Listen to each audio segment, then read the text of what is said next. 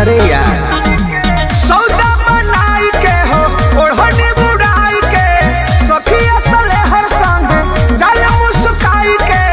हाथ में दिखावत चले फोनवा रे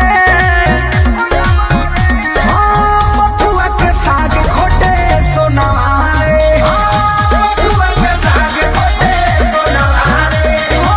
बथुआ के साग खोटे सोनवा रे।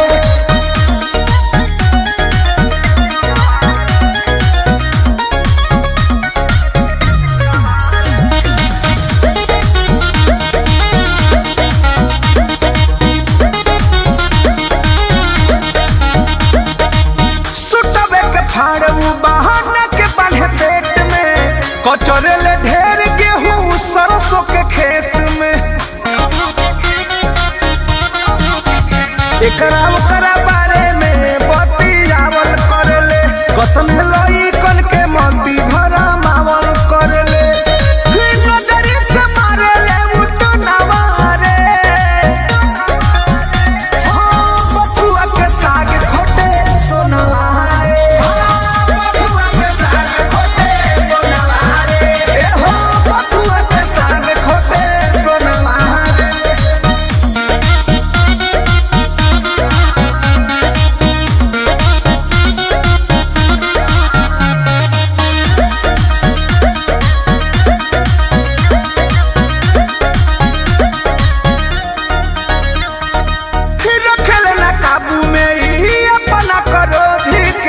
तनिको न भाव देले रवि प्रमोद के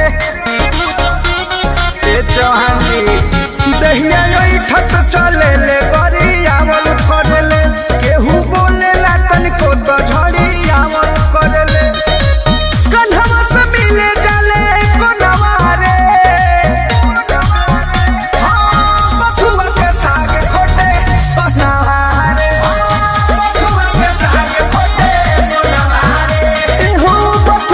साग खोटे सोनवा रे। अरे सरसों में नहेल जो तनी ऐसा